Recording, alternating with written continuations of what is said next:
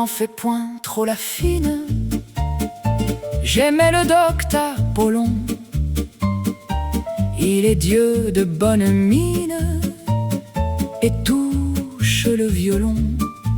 Et ce qu'au siècle où nous sommes, chez les dieux et chez les hommes, on prise le plus encore, c'est, oh l'heureuse aventure, que parmi sa chevelure, il porte la toison d'or. Pour m'attirer sa tendresse, je le suivais dans les bois, et tâchais avec adresse de m'accorder à sa voix. Mais oserais-je le dire, ma conduite était bien pire, lorsque seul en quelques lieues, sans abaisser la paupière, je passais la nuit entière auprès de ce jeune Dieu. Par quelques prières ardentes et par des discours flatteurs, je me rendais complaisante pour obtenir ses faveurs. D'autres fois d'un air sévère, je feignais de la colère, m'en plaignant de toutes parts, sans que mes cris ni mes feintes, mes reproches ni mes plaintes m'attirassent ses regards. Sur le sommet du Parnasse, malgré lui, je fus un jour pour voir si ce cœur de glace n'avait point là quelque amour. Une nymphe merveilleuse, docte sans être orgueilleuse, et belle sans vanité, disaient les sœurs alarmées de 100 chaînes enflammées, le tien en captivité.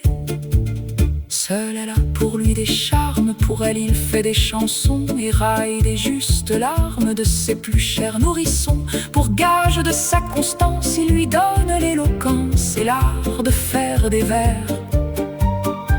D'un grand nom, il nous amuse, la nymphe est la seule muse qui soit dans tout l'univers.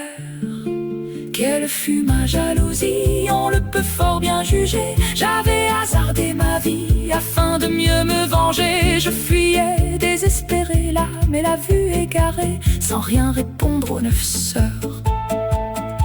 Quand j'aperçus dans la plaine le triste objet de ma haine, qui goûtait 1000 douceurs, je courus à la vengeance d'un pas fort précipité, que ne peut par une offense un fier esprit irrité. Déjà je prends mes mesures, et pour venger mes injures, j'allais lancer plusieurs coups. Bon Dieu, l'étrange méprise jugeait si je fus surprise.